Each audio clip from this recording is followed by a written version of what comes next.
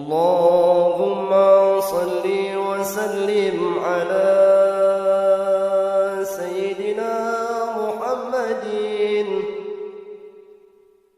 وعلى آل سيدنا محمد.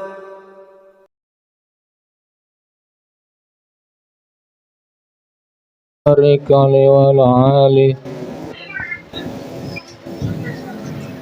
السلام عليكم ورحمة الله وبركاته. بسم الله الرحمن الرحيم. الحمد لله رب العالمين، والصلاة والسلام على أشرف الأنبياء والمرسلين سيدنا ومولانا محمد وعلى آله وصحبه أجمعين. لا حول ولا قوة إلا بالله العلي العظيم. أما بعد، قال المصنف وشارح رحمه الله تعالى ونفعنا به ووفقه في الدارين آمين. بسم الله الرحمن الرحيم. فصل: وركعات الصلاة المفروضة 17 ركعة. Faslun, satu fasal warakaat sholati, rakaatnya salat al-mafruḍati yang difardukan, yang diwajibkan, 17 raka'atan, 17 rakaatnya. Jadi kita sudah membahas tentang sholat, rukun sholat, sunnah awqatnya sholat, sunnah hayatnya sholat. Ketika kita membahas tentang rukun, maka rukun itu harus diketahui secara pasti dan yakin. Tidak boleh rukun sholat itu kita ragukan, ini rukun atau sunnah. Dan kalau itu bentuknya rukun, maka wajib, sifatnya fardu, dilakukan di dalam sholat.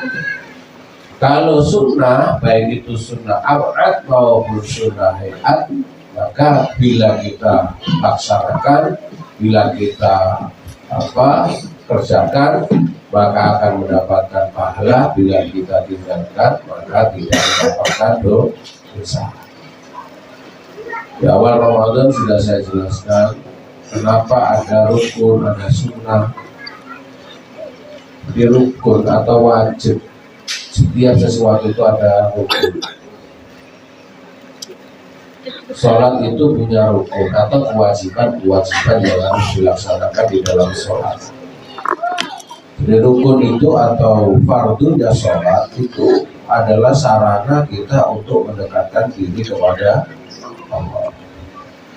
Sunnah itu sarana kita supaya dicinta oleh Allah. Jadi melaksanakan sunnah itu supaya kita dicinta oleh Allah. Ketika melaksanakan fardu, sarana supaya kita dekat kepada Allah. Maka ketika ayat di dalam Al-Quran surat Al-Baqarah yang menjelaskan tentang wajibnya puasa, di dalam ayat itu terakhir dijelaskan Allah berfirman, wa idza sa'alaka 'ibadi anni fa inni qarib. Kalau hambaku sudah mau berpuasa, umat Islam, manusia yang beriman mau melaksanakan puasa Ramadan, dan apabila mereka tanya tentangku, fa inni qarib, aku sudah dekat, sebab dia sudah melaksanakan kewajiban yang saya wajibkan, yakni puasa Ramadan. Diteruskan di dalam ayat, wa idza sa'alaka 'ibadi anni fa inni qaribun ujibu da'watad da'i idza da'ani falyastajibu li wal yu'minu bi la'allahum yahtadun. Nah, ini sebenarnya kaitannya dengan Man qama Ramadan imanan wa ihtisaban ghufira lahu ma taqaddama min dhanbihi. Ketika orang bulan puasa itu mau melaksanakan hal-hal yang disunahkan di dalam Ramadan, maka orang ini setiap doanya akan dijawab oleh Allah Subhanahu wa taala. Fardu itu harus dilaksanakan terlebih dahulu supaya kita bisa dekat kepada Allah. Fardu harus dilaksanakan terlebih dahulu supaya kita dekat kepada Allah. Dari satu hadis nanti akan saya jelaskan satu hadis. Ini akan menjelaskan bahwa kewajiban apabila ditinggalkan dia lebih mengutamakan kepada yang sunnah, maka yang sunnah itu tidak akan diterima. Yang sunnah itu tidak akan diterima. Karena urutan ibadah itu harus wajib dulu. Wajibnya kalau sudah dilaksanakan baru sunnahnya. Jangan wajibnya ditinggalkan tapi sunnahnya dilaksanakan. Banyak orang seperti itu. Orang nggak pernah zakat tapi sedekahnya getol sekali. Nggak pernah zakat tapi sedekah dan infaknya getol sekali. Nggak diterima. Kalau nanti mengacu kepada hadis qudsi tadi. Orang puasa Ramadan tidak pernah, tapi Senin Kemis semangat banget. Ramadannya nggak pernah dilaksanakan. Makanya puasa Syawal bagi ibu-ibu ini ya, puasa Syawal itu laksanakan qada Ramadan dulu baru puasa Syawal. Jangan puasa Syawal dulu nanti qadanya menjelang Ramadan yang akan datang. Laksanakan qada puasa Ramadan dulu. Kalau punya hutang puasa Ramadan baru puasa Syawal. Jangan Syawal dulu baru qada Ramadan, apalagi qadanya itu menjelang Ramadan yang akan datang. Bulan Rajab baru qada Ramadan.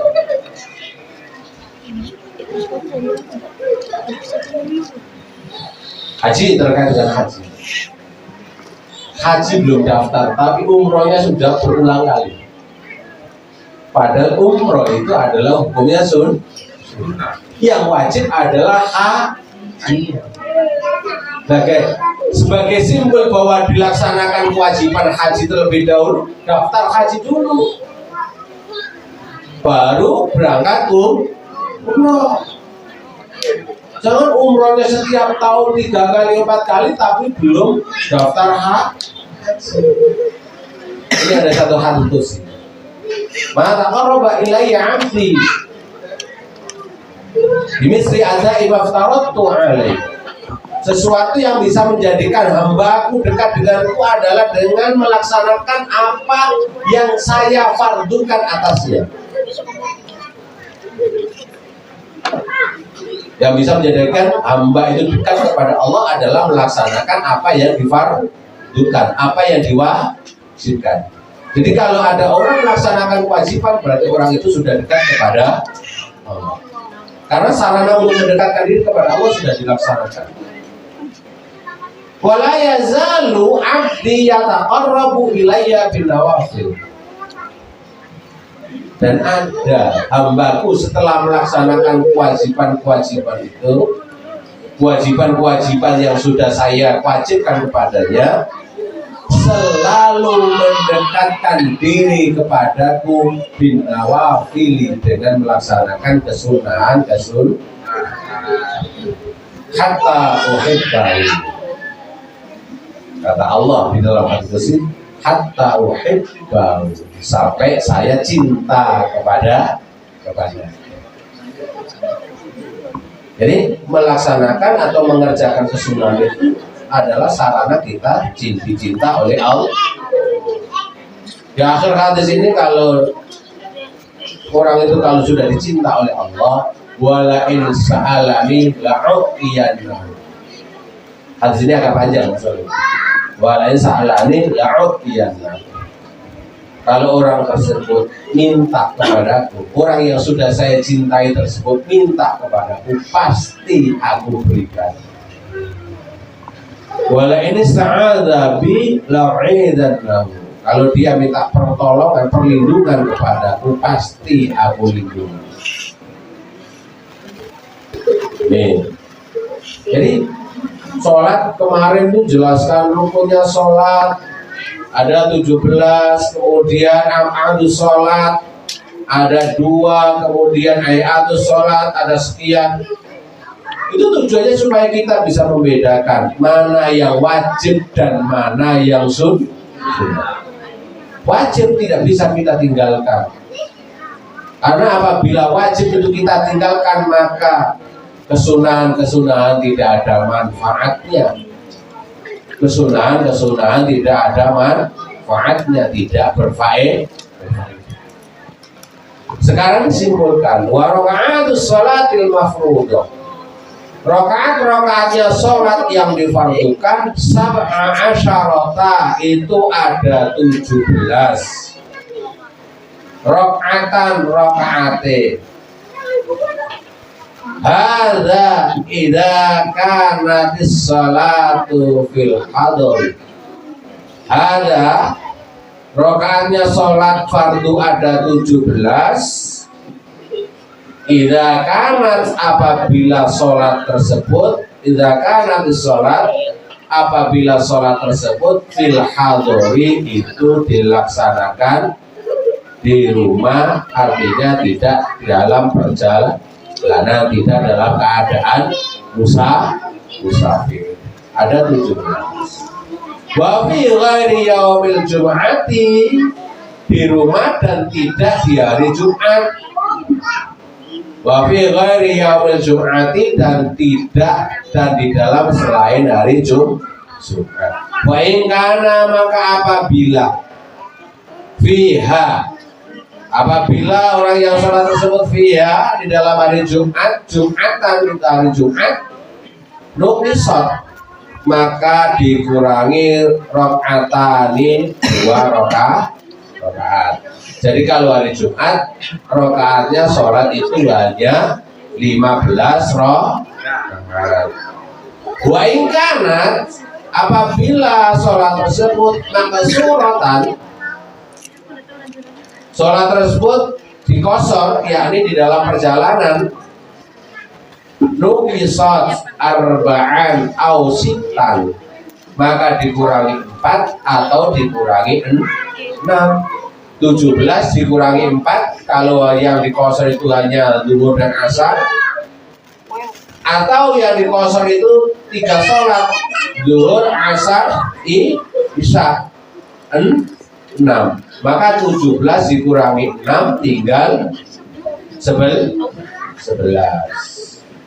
Jadi yang boleh dikosor hanya sholat yang 4 rakaat. Jangan ngosor sholat maghrib, jangan ngosor sholat subuh. Jadi nggak ada aturannya ngosor sholat maghrib. Kalau sholat maghrib dikosor jadi 1,5. Jadi yang boleh dikosor hanya zuhur, asar, isya.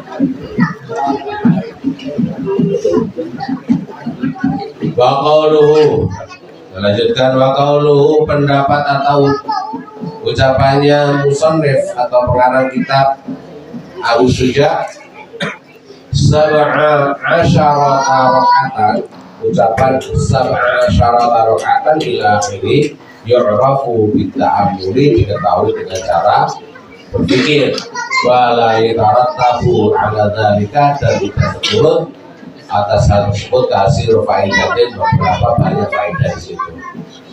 Wallahu a'lam bishawab. Qala berkata, waman ajaza 'anil qiyami, waman barang siapa ajaza tidak mampu 'anil qiyami dari berdiri. Ketika ada orang sholat tidak mampu berdiri fil fardhati di dalam sholat fardu, sholat jalisan. Nah ini fil fardho. Jadi kalau sholat sunnah mampu tidak mampu boleh duduk. Sholat sunnah mampu tidak mampu berdiri, mampu berdiri. Sholat sambil duduk tidak apa-apa. Itu kalau sholat sunnah. Yang dimaksudkan di sini fil fardhati di dalam sholat fardu. Kalau ada orang tidak mampu sholat fardu dalam keadaan berdiri, sholat jalisan, maka dia harus sholat jalisan dalam keadaan duduk. Fa'in ajaza, maka apabila dia tidak mampu anil julusi, sholat sambil duduk, sholamut qaji'an, maka dia diperbolehkan sholat sambil tidur miring. Jadi kalau mutajian tidur miring berarti miringnya miring ke kanan, kepalanya di sebelah utara kalau posisi di sebelah timurnya kiblat. Miringnya ke sebelah kiri, kepalanya di utara. Itu kalau berada di posisi timurnya Ka'bah. Idza ajaza, ketika tidak mampu al-musalli orang yang sholat anil qiyami dari berdiri fi sholatil fardhi di dalam sholat fardu, shalla qa'idan, maka dia diperbolehkan sholat dalam keadaan duduk. Wala yang kusum, dan tidak berkurang sawabuhu, pahalanya sholat sambil duduk. Itu kalau sholat fardu dia tidak mampu. Kalau sholat fardu dia tidak mampu sambil berdiri, maka dia boleh sholat sambil duduk. Sambil duduk nggak bisa, maka dia diperbolehkan sholat sambil tidur miring. Sambil tidur miring dia nggak bisa, maka boleh sholat sambil terlentang. Jadi kalau tidurnya terlentang, maka posisinya kepala di sebelah timur, kemudian kepalanya diganjel bantal. Kepalanya diganjel bantal. Perbuatan sholat yang tidak bisa dilaksanakan dalam keadaan berdiri tersebut tidak mengurangi pahalanya sholat. Itu bila sholat fardu. Tapi kalau sholat sunnah dia mampu berdiri tapi dia sholatnya sambil duduk, maka pahalanya berkurang. Kalau sholat sunnah itu mampu tidak mampu berdiri boleh sambil duduk. Tapi kalau ada orang yang tidak orang yang mampu sholat sambil berdiri, dia sholatnya sambil duduk, maka pahalanya berkurang. Tidak bisa sama dengan yang sholat sambil berdiri. Bahasanya al-ajru biqadri ta'am, pahala itu menurut kadar capek. Berdiri itu lebih capek daripada duduk. La ya wala yang khusus sawabu li'annahu ma'dzurun, karena hal tersebut masuk kategori udzur. Qala dawuh bersabda Rasulullah sallallahu alaihi wasallam Imran bin Husain kepada Imran bin Husain, salli, salatlah iman dalam keadaan berdiri. Jadi berdiri di dalam sholat wajib itu adalah termasuk rukun sholat. Maka saya katakan tidak ada yang sifatnya itu absolut di dalam hukum fikih. Allah itu tidak memberikan hukum itu absolut kalau A harus A. Pasti ada solusinya. Dasarnya adalah la yukallifullahu nafsan illa wus'aha. Allah tidak akan memaksa jiwa, memaksa diri kecuali atas kemampuannya. Sholli qa'iman, bersolatlah dalam keadaan berdiri. Fa illam tastati, maka apabila kamu tidak mampu, faqa'idan, maka solatlah sambil duduk. Fa illam tastati, maka apabila kamu tidak mampu, fa'ala jambin, maka solatlah di atas lambung sebelah kanan. Rawahul Bukhari, hadis ini diriwayatkan oleh Imam Al-Bukhari. Zada, menambah An-Nasa'i, Imam An-Nasa'i. Fa illam tastati', maka apabila kamu tidak mampu, fa mustalqiyan, maka sholatlah sambil terlentang. Sholatlah sambil tidur terlentang. La yukallifullahu nafsan illa wus'aha. La yukallifu, Allah tidak memaksa. La yukallifu, tidak memaksa Allah nafsan pada jiwa illa wus'aha, kecuali kemampuannya jiwa tersebut. Wa nuqilah, dan dinukil, dipindahkan al-isma'u, apa kesepakatan dan awal dalika, semuanya imam, semuanya ahli fikih sepakat bahwa sholat kalau tidak mampu sambil berdiri maka boleh sambil duduk dan seterusnya.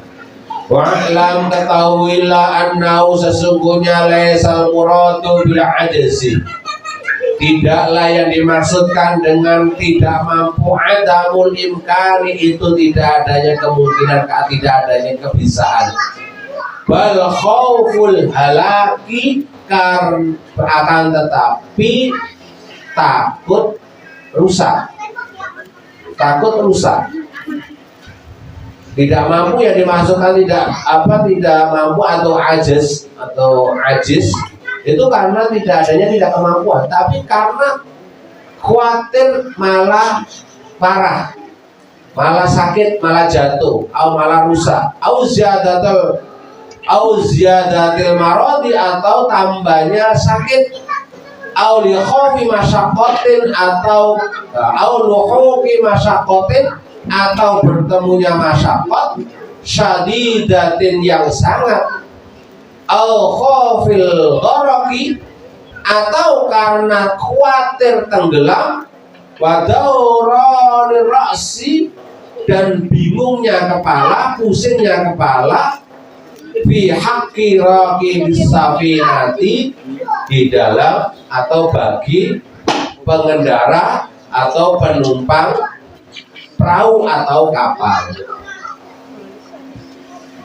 Waqala al-imam al-haramain berkata, dhabtul ajzi,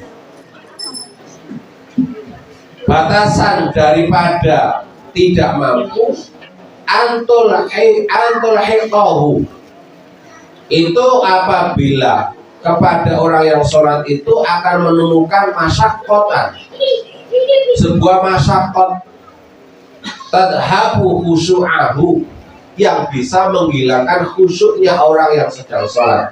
Itu kalau Imam Haramain. Jadi Imam Haramain memberikan batasan ajiz, tidak mampu. Itu kalau ada orang sholat dalam keadaan posisi itu dia hilang konsentrasinya, maka dengan adanya hilangnya konsentrasi, menyebabkan hilangnya konsentrasi, orang ini boleh sholat sambil duduk bila dia mampu duduk. Karena kalau berdiri dia nggak khusyuk, maka dia boleh sholat sambil duduk. Tapi ini nanti akan disalahartikan oleh orang-orang. Wah, kalau saya sholat sambil berdiri malah saya nggak khusyuk, padahal mampu. Akhirnya dia sholat sambil duduk dengan alasan kalau sambil berdiri tidak khusyuk. Nanti orang itu kalau sudah dikasih enak, pengen yang lebih enak lagi, sudah duduk Wah, kalau saya sambil duduk udah punggung saya sakit, bisa mengurangi kekhusyuan saya tak sholat sambil duduk. Padahal kalau kita lihat di dalam Kasyifatus saja sana, Syekh Nawawi Al-Bantani itu menjelaskan orang sholat sambil berdiri, itu wajib hukumnya. Bahkan seumpamanya orang ini sholatnya sambil berdiri itu bersandar, itu masih tetap wajib sholat sambil berdiri. Atau nggak ada sandaran, dia bisa sholat sambil berdiri tapi ditopang orang, dan yang nopang ini kok minta upah, maka dia tetap wajib sholat sambil berdiri dan ditopang orang yang dibayar. Dalam kitab Kasyifatus saja, karangan Syekh An-Nawawi Jadi kalau Syekh Nawawi, kalau Nawawi Al-Bantani itu Syekh ya, jangan Al-Imam Nawawi Al-Bantani. Kalau Nawawi Al-Bantani itu panggilannya Syekh. Tapi kalau yang mustahid, muridnya Imam Syafi'i, itu Al-Imamun Nawawi. Bedakan ya, supaya bisa membedakan. Kadang-kadang ada yang menyebut, oh ini orang NU, orang PBNU ngomong Al-Imam Nawawi Al-Bantani. Tahuan banget kalau nggak keluaran pondok ya. Jadi kalau Nawawi Al-Bantani itu panggilannya Syekh. Kalau yang mustahid, muridnya Imam Syafi'i, itu Al-Imamun Nawawi, yang pasangannya biasanya dengan Al-Imamur Rafi'i. Jadi bisa membedakan.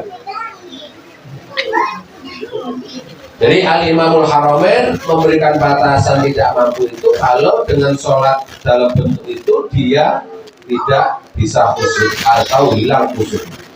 Kata naqalahu anhu An-Nawawi. Nah, bedakan An-Nawawi. Jadi An-Nawawi ini Al-Imam. Kalau Al-Bantani bukan An-Nawawi, tapi Syekh Nawawi Al-Bantani. Nggak ada alnya. Bukan Syekh An-Nawawi, tapi Syekh Nawawi Al-Bantani. Karena hal tersebut, hal ini yang menyatakan bahwa batasan daripada tidak mampu itu adalah menghilangkan kekhusyuan. Naqalahu, nukil anhu dari Al-Imam An-Nawawi, Imam Nawawi fi Raudhati, di dalam kitab Raudhah, wa aqarrahu, dan menetapkannya, illa annahu fi syarhil hadab. Pernyataan Imam Nawawi yang menukil daripada pendapatnya Al-Imam Haramain ini dijelaskan ke dalam kitab Al-Muhadzab. Qala al-madhhabu khilafuhu. Tapi berkata al-madhabu, madhab Syafi'iyah, khilafu itu tidak, itu sebaliknya daripada apa yang dikemukakan oleh Al-Imam, yakni Dhabtul Ajzi ma'atul hikmuhu masyaqqatan tadhabu khusyu'au. Tidak seperti itu kalau di dalam madhab Syafi'iyah. Waqala, berkata Syafi'i, Imam Syafi'i, huwa, yang namanya al-ajzu alla yutiqal qiyamu illa bimasyaqqatin. Menurut Imam Syafi'i, batasan daripada tidak mampu adalah apabila ada orang yang sholat itu tidak kuat berdiri. Tidak kuat berdirinya illa bimasyaqqatin ghairu muhtamilatin. Sampai-sampai karena tidak kuat berdiri, kalau dipaksakan berdiri maka akan terjadi masyaqqat, akan terjadi kesulitan yang tidak bisa ditahan. Berdiri, karena berdiri dipaksakan akhirnya jatuh, akhirnya pingsan. Maka itulah yang bisa katakan al-ajzu, tidak mampu di dalam berdiri. tidak mampu di dalam berdiri. Oleh Ibnu Rif'ati berkata Ibnu Rif'ah ay masyaqqatin ghalidhatin, masyaqqat yang sangat-sangat berat. Wa'alam, ketahuilah annahu sesungguhnya la ta'ala yata'ayyanu tidak jelas liqudihi kepada atau pada duduknya orang yang sholat hayatan bentuknya. Kalau orang sholat tidak mampu berdiri boleh sambil duduk.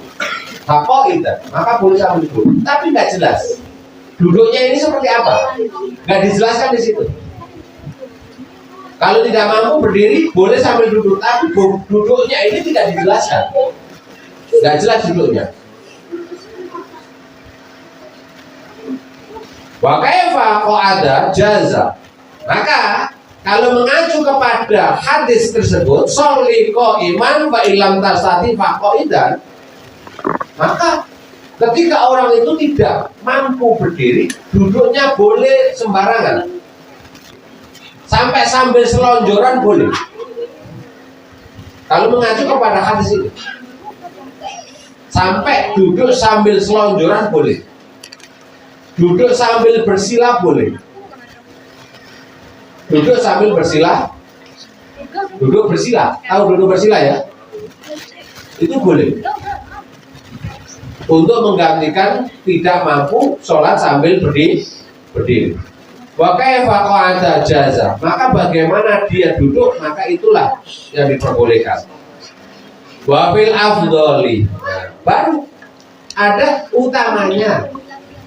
Ketika nggak mampu sholat sambil berdiri, maka boleh sholat sambil duduk. Tapi duduknya yang seperti apa? Yang afdal qaulani, ada dua pendapat. Ashahuhuma, pendapat yang ashah, al-iftirashu itu sholat sambil duduk iftirash. Ini pendapat yang ashah. Li'annahu karena duduk iftirash aqrabu ilal qiyami, itu lebih dekat kepada berdiri, lebih dekat kepada berdiri. Wali anna tarabbu'ah, kenapa? Jadi di sini ini ada dua pilihan, duduk iftirash atau duduk bersila. Yang ashah menurut pendapat ini, yang afdal ya, yang afdal itu ada dua pendapat, duduk iftirash dan duduk bersila. Tapi yang ashah adalah duduk iftirash. Alasannya duduk iftirash itu lebih mendekati kepada berdiri. Karena alasannya kenapa dikatakan lebih ashah? Di antara tarabbu'ah, karena duduk bersila namun tarafulin itu duduk nyantai, itu bukan duduknya orang yang tujuannya adalah munajat kepada Allah. Jadi duduk bersila itu duduk nyantai, bukan duduk yang sifatnya itu resmi. Gitu. Wasani, pendapat yang kedua. Yang pertama tadi adalah iftirash, yang lebih ashah. Wasani yang kedua tarabbu'u itu duduk bersila. Afdalu itu lebih utama. Jadi bukan iftirash, tapi duduk bersila, tarabbu'. Itu lebih utama liyatamayyaza, supaya ada perbedaan. Udul badali, duduk pengganti, minggu udril asli, daripada duduk asalnya dia nggak mampu berdiri kok, berarti kan dia tidak bisa melaksanakan sesuatu yang dianjurkan di dalam sholat. Supaya beda sebagai penggantinya berdiri, karena duduk iftirash itu masih ada duduk di dalam sholat, bagian daripada duduk sholat. Supaya jelas bahwa ini terbedakan antara dia tidak mampu melaksanakan sesuatu yang di dalam sholat dan sesuatu yang di luar sholat, maka afdolnya menurut pendapat yang kedua ini adalah duduk bersila. Oh, berarti dia tidak mampu duduk melaksanakan yang menjadi kewajiban sholat. Ini pendapat yang kedua. Pendapat yang pertama dan itu asah hukumnya adalah duduk iftirash. Karena duduk iftirash itu lebih mendekati kepada berdiri. Duduk iftirash, duduk seperti tahiyat awal. Itu namanya duduk iftirash. Jadi iftirash itu menjadikan kaki sebagai apa? Sebagai alas. Kaki sebagai alas. Namanya iftirash. Kaki sebagai alas. Itu pendapat pertama yang afdol untuk yang tidak mampu berdiri di dalam sholat adalah duduk iftirash. Tapi pendapat yang kedua menyatakan yang afdol ya tarakuk, sholat sambil bersila, biar ada perbedaan. Itu duduk pengganti sesuatu yang ada di dalam sholat, khususnya berdiri, dan sesuatu di luar sholat. Dia tamayyaza qudul badali an qudul asli fa'in ajaza. Apabila orang tersebut tidak mampu anil qu'udi dari sholat sambil duduk, sholat mutqaji'an, maka orang tersebut boleh sholat sambil tidur miring. Bil khabaris sabiqi, karena adanya hadis as-sabiqi yang sudah lewat di atas tadi. Wa yakunu, kalau tidurnya tidur miring, wa yakunu, dan tidur miringnya ala jambihi, itu di atas lambungnya orang yang sholat, al-aimani, yang sebelah kanan, alal madhabil mansusi, menurut pendapat madhab yang sudah dinas. Wayajibu ayas taqbilal qiblata. Bagaimana bentuknya sholat? Sambil duduk, sambil tidur, sambil tidur miring, tidur terlentang, semuanya wajib menghadap ke kiblat. Hatinya yang wajib menghadap ke kiblat. Yastaqbilal kiblata, wajib menghadap ke kiblat. Fa illam yastati, maka apabila orang yang sholat tersebut tidak mampu sholat sambil tidur miring, sholat ala qafau, maka orang tersebut boleh sholat ala qafau, di atas tengkuknya.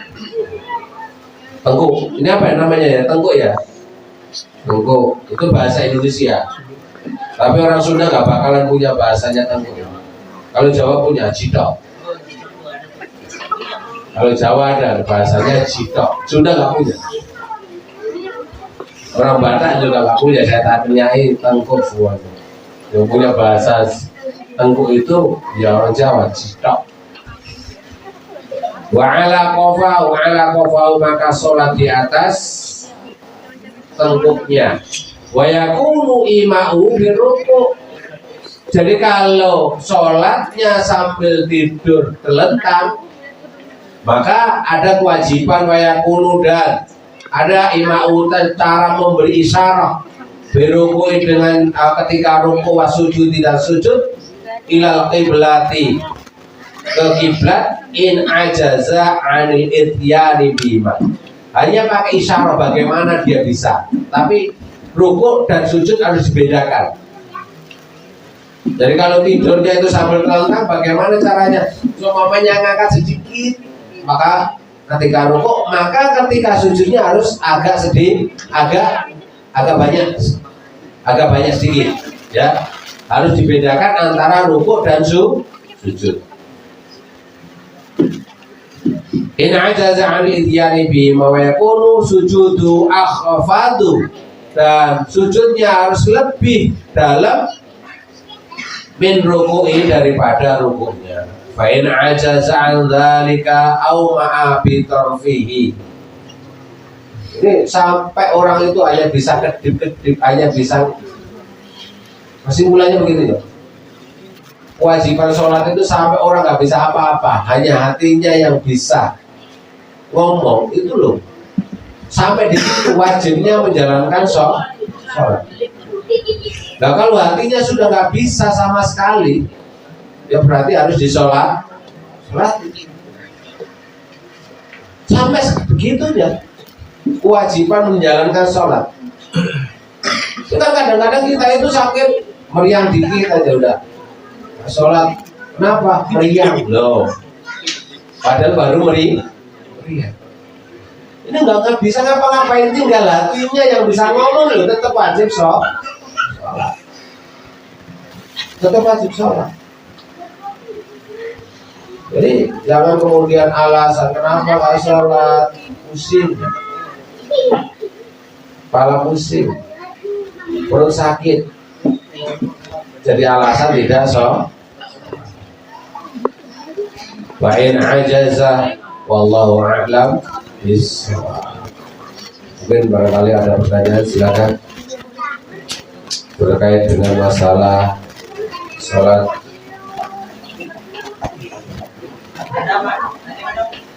Silakan.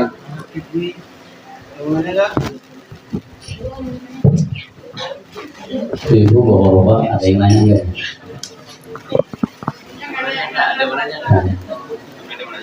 Kalau nggak ada yang nanya saya nanya. Saya sering melihat orang itu bisa jalan kemana-mana, tapi tiba-tiba dia sholat sambil duduk. Nggak ngerti saya maksudnya keluarnya apa ketika dia duduk bangun itu sakit apa gimana, tapi yang jelas dia bisa aktivitas. Tapi dia kalau sholat dia duduk gitu. Dengan alasan katanya ya apa sakit pinggang kalau dia berdiri dan duduk. Apa itu termasuk di antaranya aja semua. Terima kasih. Jadi ada orang sholat itu sambil ketika berdiri, tapi ketika rukuk dan sujud dia duduk di bangku, duduk di kursi. Karena kalau menurut dobitnya atau batasannya Imam Al-Haramain, ketika orang itu menjalankan sesuatu itu kemudian dia itu tidak bisa khusyuk, ini yang paling gampang. Dobit atau batasannya Imam Al-Haramain ini yang menjadi alasan. Karena kadang-kadang ada orang yang sholat, ketika berdiri dia mampu, tapi ketika dia rukuk sujud dia nggak mampu, maka dia duduk di kursi. Kan banyak ya. Karena khawatir ketika dia sujud dia nggak bisa balik lagi berdiri. Ada yang seperti itu. Maka kalau menurut dobitnya Al-Imam Al-Haramain diperbolehkan. Tapi kalau menurut batasannya Imam Syafi'i nggak bisa. Jadi kalau dia walaupun toh nanti ketika berdiri ini dibantu oleh orang, maka dia tetap harus sholat sambil sesuai dengan aturan. Banyak orang yang sholat seperti itu. Nah ini nggak boleh. Jadi kalau kita melihat dobitnya atau batasannya Imam Syafi'i keras banget. Jadi kalau ada orang bisa sholat bisa berdirinya itu sambil ditopang orang dan orangnya itu minta bayaran, nggak harus begitu. Harus tetap berdiri. Ini pendapat yang sangat ikhtiar, pendapat Imam Syafi'i. Jadi kalau ada orang bisa aktivitas jalan kemana-mana bisa, sholatnya sambil duduk. Kalau sambil berdiri dengkean, dipinggangnya sah. Ini kalau menurut Syafi'i belum masuk kategori tidak mampu, tetap harus berdiri, tetap harus berdiri. Tidak bisa, karena apa yang menjadi batasannya Imam Al-Haramain tersebut dibantah, bertolak belakang dengan pendapatnya Syafi'iyah, yakni mazhab Syafi'i. Dan cuma itu kok, masakot kalau yang saya katakan masakot itu kalau dilaksanakan dia akan jatuh, dia akan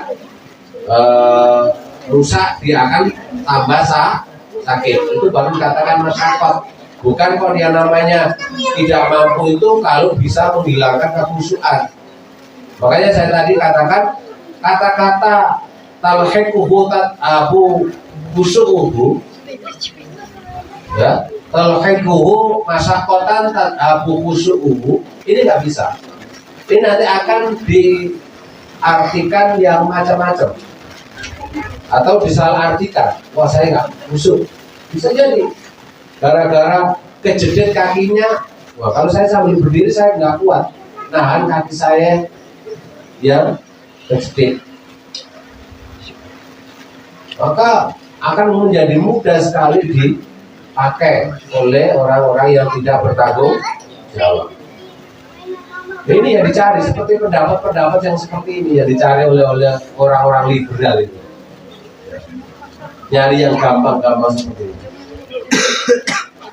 Nggak apa-apa, sholat sambil duduk, sholat sambil tidur, nggak apa-apa. Sebab kalau sambil berdiri bisa tidak khusyuk. Tapi tidak seperti itu.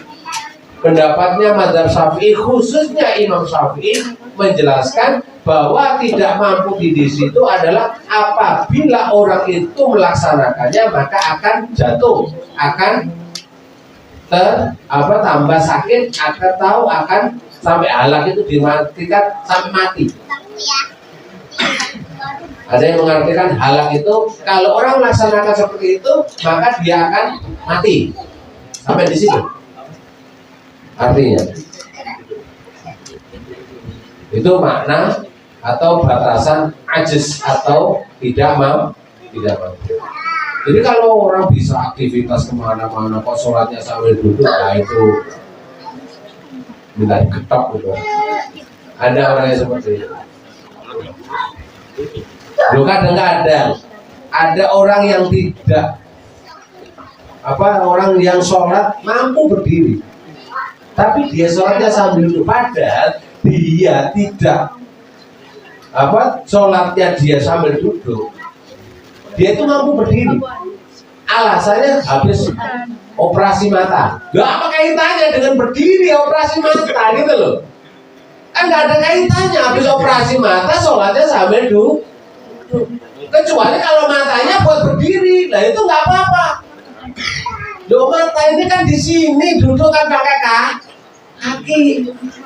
Loh, ada yang seperti itu. Orang sholat sambil duduk alasannya habis operasi mata. Padahal kemampuan berdiri tidak ada kaitannya dengan mata.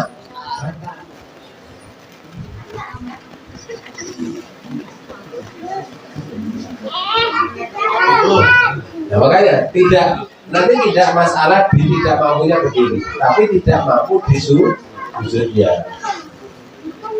Kadang ada orang, ini saya pernah lihat, ada orang habis operasi mata, sholatnya tidak mau berdiri, sholatnya sambil duduk. Padahal dia wajib mampu berdiri. Harusnya dia itu berdiri. Ketika habis rukuk dia duduk, karena nanti dibuat sujud sakit matanya, gitu loh. Jadi ada cara-cara seperti itu untuk ini yang masyarakat adalah sujudnya, maka boleh dia tidak sujud sebagaimana mestinya, tapi berdirinya tetap wajib, rukuknya tetap wajib. Habis rukuk dia duduk, gitu loh. Karena dia kalau sujud matanya akan jatuh kalau mata pasangan apalagi.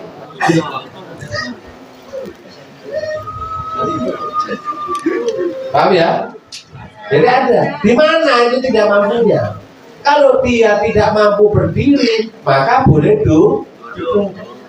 Jangan gara-gara operasi mata dia sebenarnya mampu berdiri, alasan operasi dia sholat sambil duduk. Nanti ketika habis operasi ini ada sesuatu yang dia tidak mampu, sujud, maka yang berdiri wajib dilaksanakan, rukuk wajib dilaksanakan, untuk sujudnya dia sambil duduk. Ada tempatnya. Dia tidak mampu sujud, jangan kemudian dikaitkan, kemudian berdirinya juga dia tidak mampu. Ada orang itu, maka sholat itu saya katakan lain kalau orang satu usaha sekedar kemampuan. Maka saya kadang kalau mengartikan takwa itu berusaha menjalankan perintahnya Allah. Di arti takwa itu imtisalu awamiri itu berusaha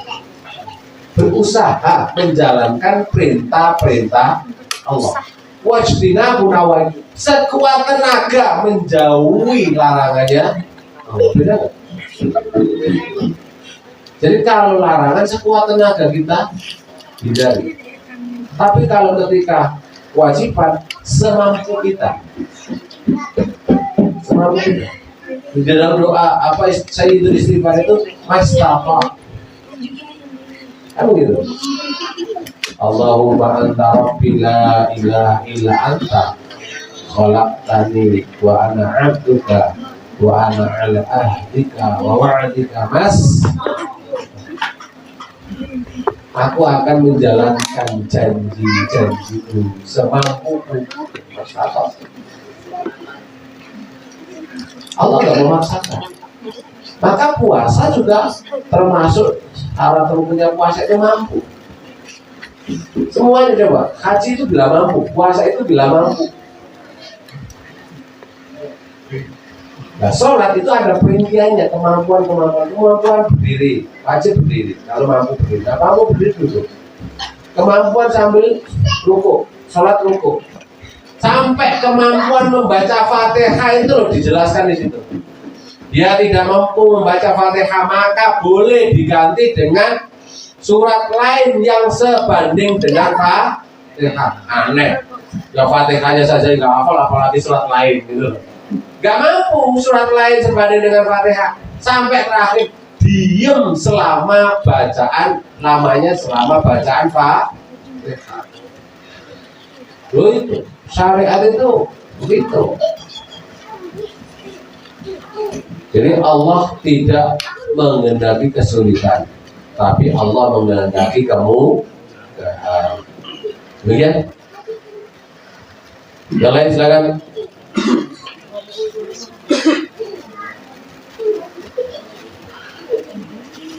Bu, mana Bu?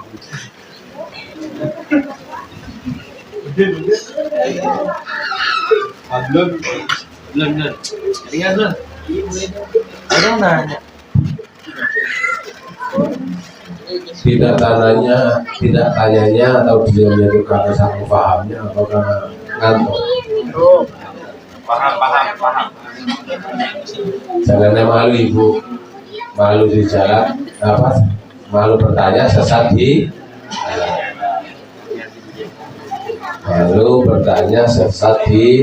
jalan. Jangan malu percaya sama Google Map.